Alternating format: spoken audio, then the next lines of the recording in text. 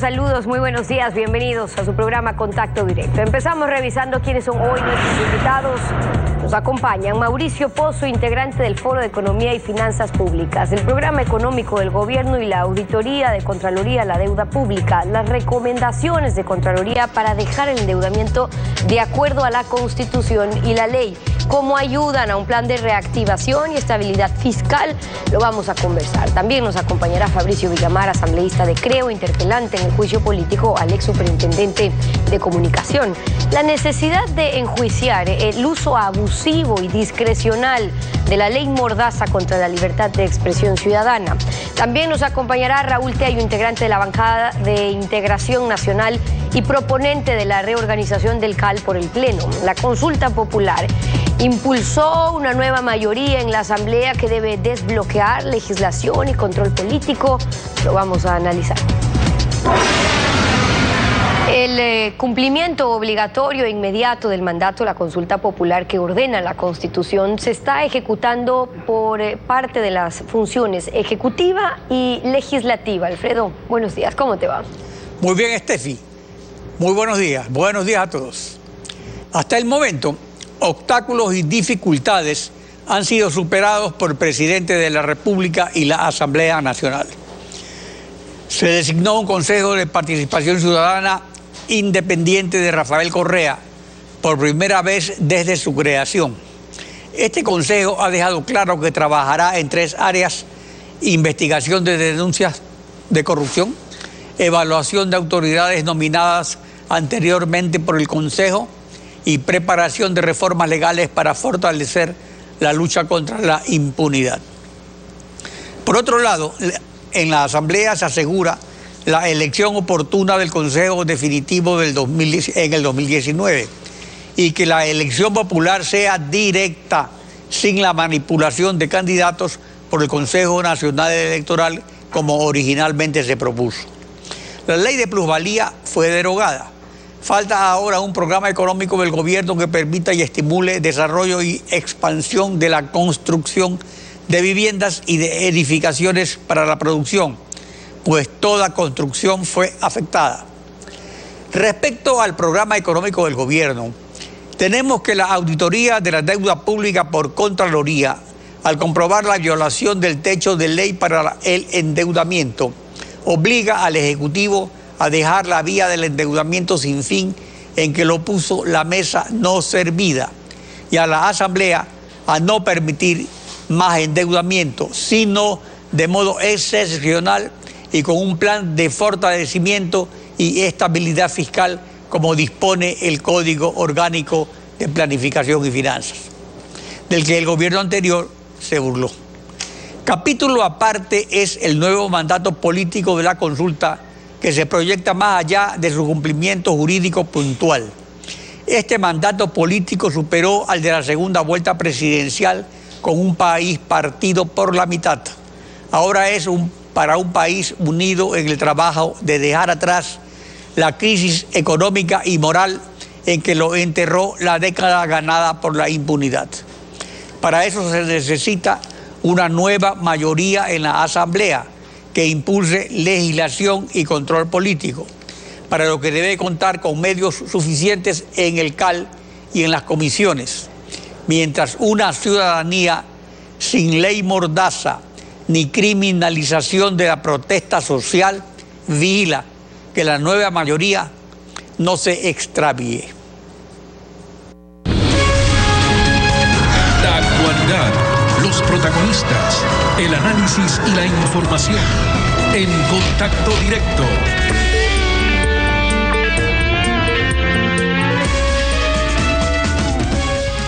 Tal como estaba previsto después de la consulta, afloró un nuevo mandato popular para todos que esencialmente debe servir al presidente de la República para salir de la jaula de la mesa no servida en que lo dejó encerrado su antecesor.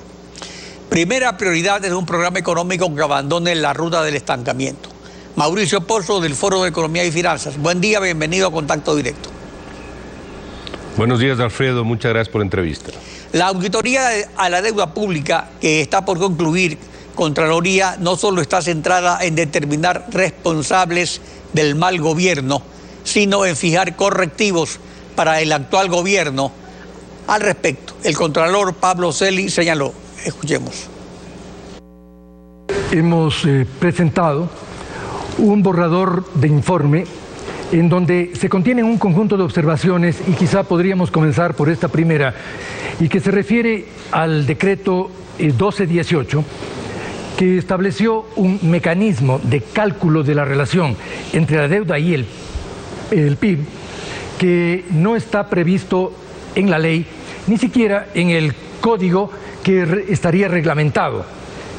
En estas condiciones, el cálculo de la relación entre la deuda y el monto total del PIB se vio reducido. Para cuando el decreto ejecutivo fue firmado, la relación se aproximaba al 39.7%, es decir, estaba muy próxima ya al límite legal. Con el decreto ejecutivo, esta relación se redujo a un 27%. Esta reducción significó que se deje de considerar gran parte de la deuda interna en la estadística de la deuda. Antes del decreto ejecutivo, esta deuda interna que debió considerarse en la estadística era de alrededor de 12.400 millones de dólares. Con la aplicación del decreto ejecutivo, esta se redujo en diciembre de 2016 a 1.131 millones de dólares y para mayo del 2016 a 974 millones de dólares. Es decir, 11.000 millones de dólares dejaron de considerarse en la estadística de la deuda. Lo que sí cabe destacar es que esta reducción constituye una rebaja artificial en la estadística de la deuda que tiene como consecuencia directa no solamente el ocultamiento del monto real y el porcentaje, sino también el licenciamiento para nuevos créditos por sobre el porcentaje legal que estarían permitidos en la medida en que la estadística no reflejaría la realidad del monto de la deuda. Es obligatorio para el gobierno y la Asamblea los correctivos que determine el Contralor. ¿Esto impulsa un programa económico diferente al que hemos tenido en los primeros meses de gobierno? Bueno, el tema de la deuda y el crecimiento absolutamente demencial que se ha producido en los últimos años es una consecuencia del desorden fiscal. Y el desorden fiscal a su vez es parte de la ausencia de una conducción económica ordenada, es la consecuencia de un programa económico inexistente y obviamente refleja simplemente esa falta de coherencia inclusive de políticas y del norte a donde tiene que caminar el gobierno. Recuerde que cuando se inició el gobierno se mantuvieron las personas o parte del equipo económico del gobierno pasado. Seguramente el argumento político fue busquemos apoyos a nivel de la Asamblea y por esa razón mantengamos esos personajes. Esto supuestamente se iba a producir hasta el mes de diciembre. Llegó el mes de diciembre y se dijo, bueno, ahora esperemos la consulta. En la consulta se van a hacer los cambios. En la consulta se dijo, no, esperemos el programa económico. Se hizo el cambio del ministro de Economía y todavía seguimos esperando el programa económico. Es decir, el programa económico es algo que se debió de alguna manera anunciar y ejecutar desde el primer día. Ya estamos a 10 meses del actual gobierno y lo que hemos visto es simplemente, a mi criterio, la continuación de una política económica sustentada básicamente en el endeudamiento público, tanto interno cuanto externo. Jurídicamente tenemos que hay el mandato del artículo 290, numeral 3 de la Constitución, que ordena que solo se podrá refinanciar deuda pública externa siempre que las nuevas condiciones sean más beneficiosas para el Ecuador. Esa es una condición ineludible. ¿Esta sería la opción básica para un programa económico sustentable? No, el manejo de la deuda es una parte del programa económico, pero aquí tiene que recuperarse los principios básicos de lo que tiene que precautelar un buen manejo de endeudamiento. En primer lugar, por ejemplo, lo que usted acaba de citar, que el nuevo endeudamiento sea en mejores condiciones si es para pagar endeudamiento que está venciendo. En segundo lugar, ¿cuál es el destino del endeudamiento? Si este va para gasto corriente o va para gasto de inversión.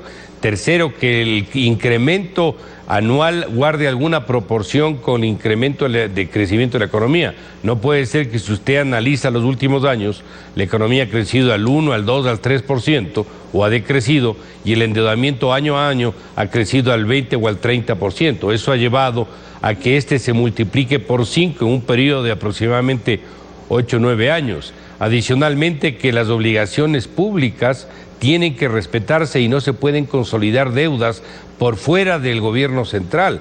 Aquí lo que se ha hecho es aplicar un principio de consolidación de deudas en el gobierno central para entidades que están fuera del gobierno central. Me refiero al caso de las deudas con el Banco Central del Ecuador y las deudas con la Seguridad Social. Todos esos principios de manejo ordenado de deuda es lo que el país tiene que recuperar. Y ese contexto de manejo ordenado de endeudamiento tiene que ir de la mano con el manejo ordenado de toda la economía. No es solamente la parte de endeudamiento, es toda la parte fiscal, más los ajustes y las políticas a aplicarse en el campo externo, en el campo monetario y en el campo de la producción. Pero claro que es el factor determinante por el asunto de que el Estado en ese endeudamiento que usted calificó de demencial, entonces para perfile las cosas de otra manera. Ahora, esta opción que da la Constitución para reperfilar la deuda en plazos más largos y tasa de interés menos alta, ¿solo sería factible con la banca multilateral de crédito, Fondo Monetario, Banco Mundial, Banco Interamericano, Corporación Andina? ¿Y cómo? Para poder plantear una suerte de renegociación de la deuda en el tramo que corresponda, o reperfilamiento, o canje, porque no todos los segmentos de la deuda son iguales, uno requiere un apoyo internacional que le permita sentarse en un proceso amigable y voluntario con los acreedores para poder hacer el replanteo de las obligaciones. Y eso, a mi criterio, va de la mano con un acuerdo internacional con las entidades multilaterales como el Banco Mundial, como el caso del BID, como el caso del Fondo Monetario. ¿Por qué esto es importante? Porque esto le va a permitir al país bajar el riesgo, porque ese baja riesgo va a ir de la mano de un programa económico.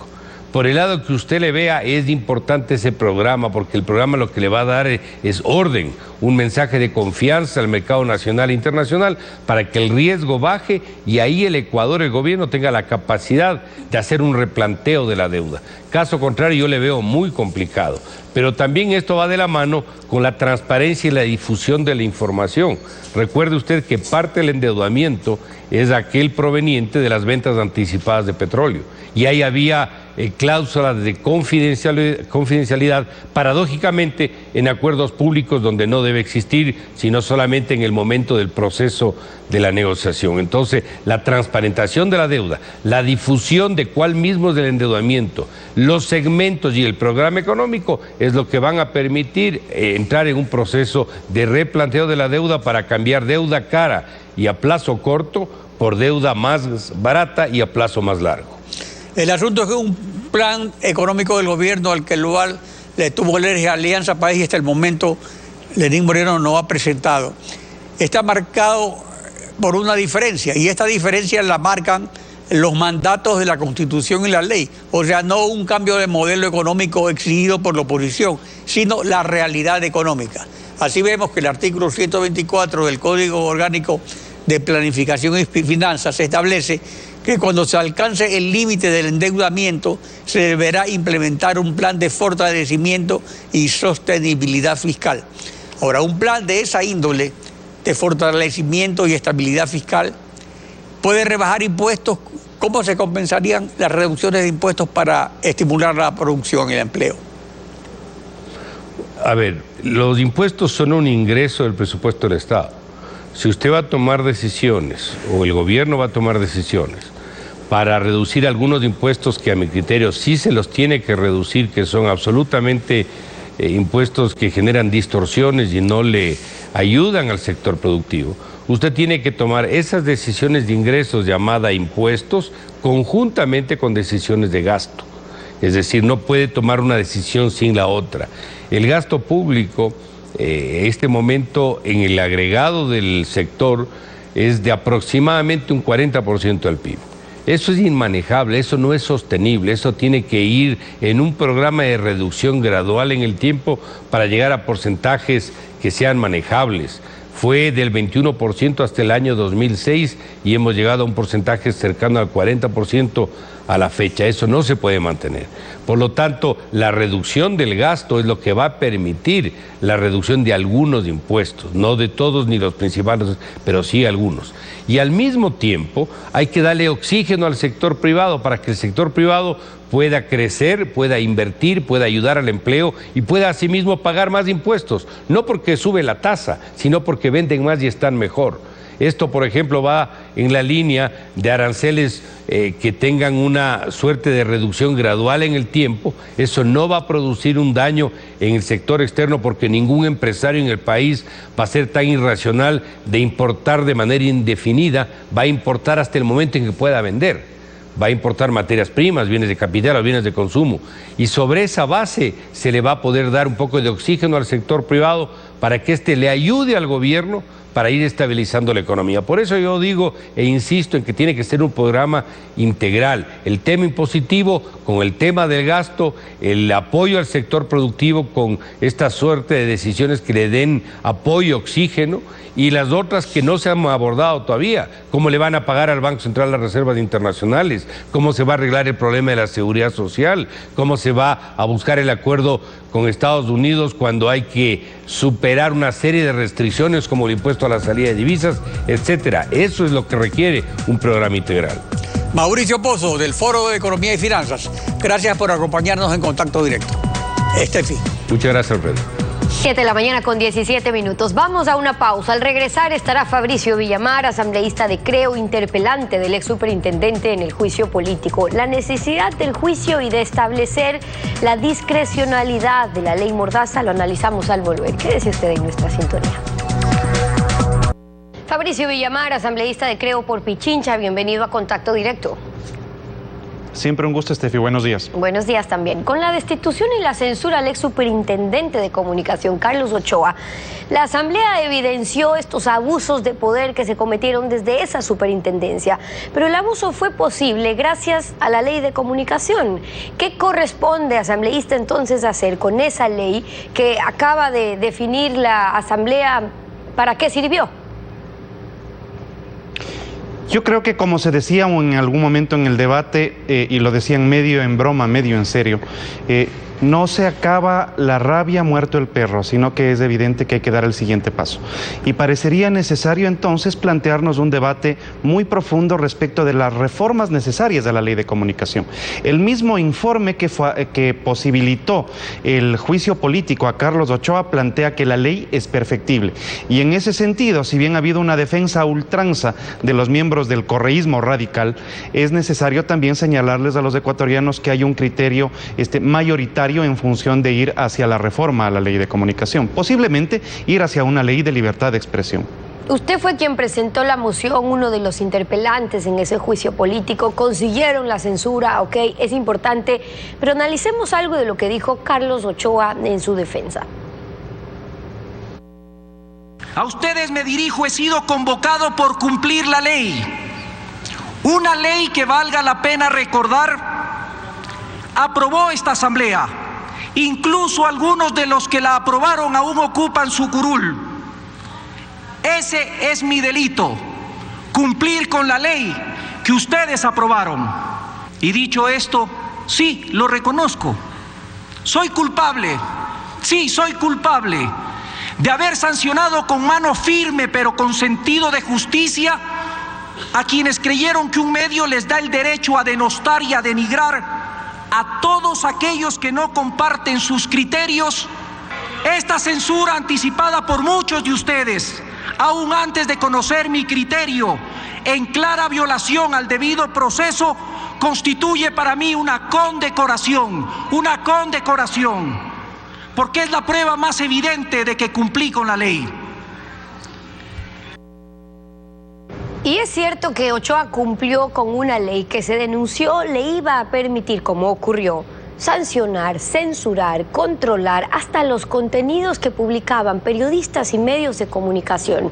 Si el propio ex superintendente está diciendo que lo que hizo fue cumplir con la ley, lo de fondo aquí es eliminar urgentemente entonces esos puntos de la ley que le permitieron cometer esos abusos. ¿Cuáles son, asambleísta?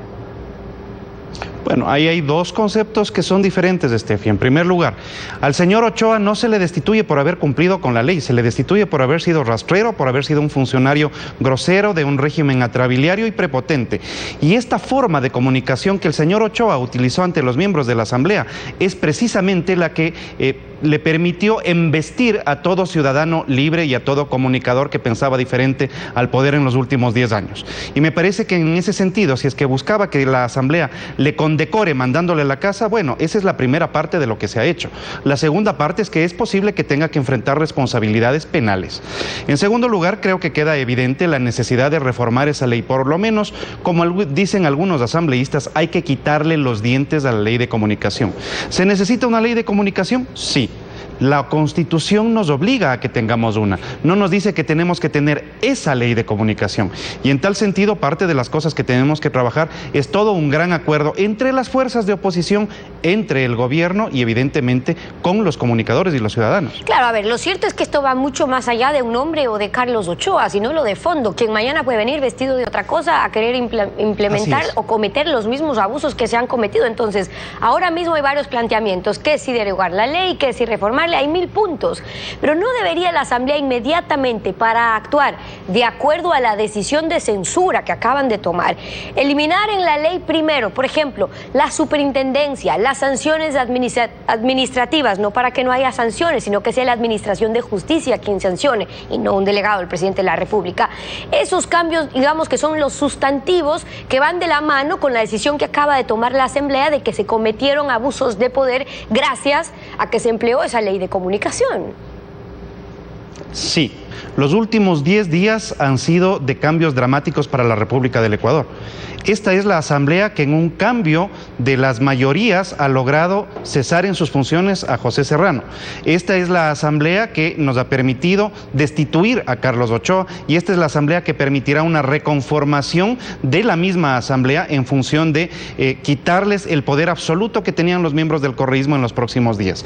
Hay que ir a esa reforma legal, pero hay que ir a esa reforma legal sin dueños de la comunicación, sin apalancar los criterios de quién es el dueño del nuevo proyecto de ley. No se necesita una ley de Creo, una ley de los socialcristianos o una ley del gobierno. Se necesita una ley de comunicación para la comunicación y para la libertad de expresión de los ecuatorianos. Si es que somos capaces de entender con generosidad que eso es lo necesario para el Ecuador, yo creo que podemos avanzar en lo que usted plantea. Pero lo primordial es entender qué es lo que hay que cambiar, más allá de los acuerdos o no que puedan tener en la Asamblea. Por ejemplo, el Comité de Naciones Unidas ya se pronunció sobre los puntos que considera que son incompatibles con los tratados internacionales de derechos humanos y de hecho les pide que debería la Asamblea poner en legislación en conformidad con los tratados internacionales. Aquí hicieron al revés, pusieron en la ley de comunicación que era un servicio público, luego lo metieron en la Constitución para poder legalizar el abuso y de allí partió todo. Si la comunicación es un servicio público, se justifica entonces el que el Estado tenga que entrar a controlar. Entonces, ¿qué les corresponde a ustedes allí? Bueno, en primer lugar, determinar precisamente esto, los estándares internacionales. Es imposible que conviva una ley con un código deontológico, es imposible que la ley no considere los estándares internacionales o que el funcionario no respete el bloque de constitucionalidad. Aquí los ecuatorianos no solamente tienen los derechos que están consagrados en la Constitución y en la ley, sino que adicionalmente los que emanan de tratados libremente celebrados por el Ecuador. Y en eso el anterior gobierno y el funcionario destituido no respetaron los derechos de los ecuatorianos. ¿Qué es lo que hay que hacer entonces? Si es que la nueva ley tiene que tener algunos parámetros, los parámetros están dados por los convenios de derechos humanos firmados por el Ecuador. Ese es el mínimo que le podemos pedir a la Asamblea. Fabricio Villamar, asambleísta de Creo por Pichincha, acompañándonos hoy en Contacto Directo. Como siempre, gracias por haber estado con nosotros. Siempre un gusto. A usted, 7:30. Vamos a una pausa. Al regresar, ya está en nuestros estudios Raúl Tello, de la Bancada de Integración Nacional, BIN, del proyecto de resolución del Pleno para renovar el CAL y destrabar la legislación y control político. Lo analizamos al volver. Quédese usted en nuestra sintonía. Los dignatarios del CAL fueron elegidos por una mayoría legislativa de primera vuelta cuando Correa aún era presidente y Glass vicepresidente. Esa mayoría ya no existe y la Asamblea se ha visto trabada en sus funciones de legislación y control político. El presidente de la Asamblea fue destituido. El mandato de la consulta popular ya no muestra a una ciudadanía dividida por la mitad. Raúl Tello, asambleísta del Movimiento Unidos por Pastaza, de la bancada de Integración Nacional. Buen día, bienvenido a Contacto Directo. Buenos días, muchas gracias. Un gusto saludar a los ecuatorianos y ecuatorianas desde la tierra de la canela, Pastaza. Después de que el presidente de la Asamblea fue destituido por unanimidad de los asambleístas presentes, usted presentó un proyecto de resolución al Pleno para que elija a nuevas autoridades del CAL y para que las comisiones ratifiquen o elijan dignatarios. ¿Se tratará esta semana ese proyecto de resolución?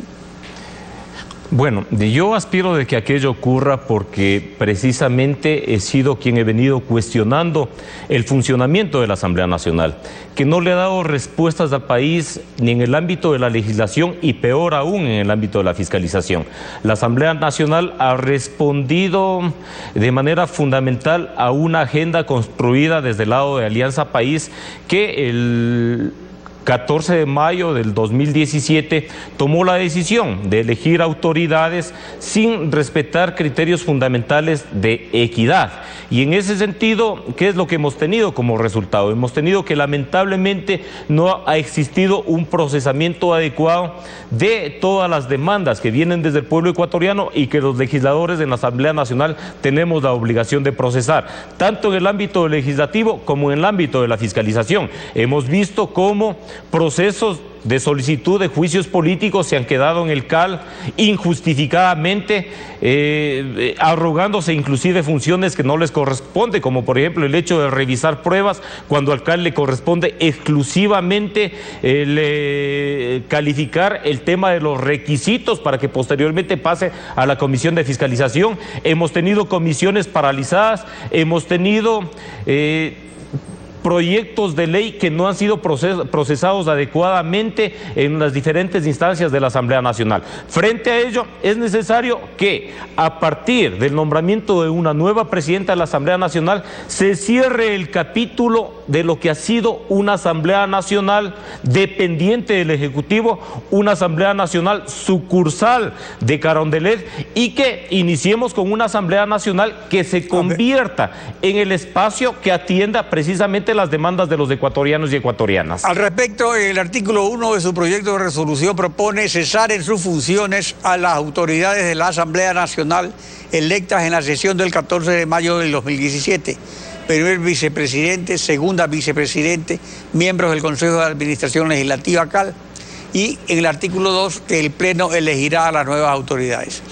Tal como está integrado el Pleno, tal como está integrado el CAL, con 3 correístas de 7 miembros, ¿es posible que fluyan legislación y control político con una nueva estructura?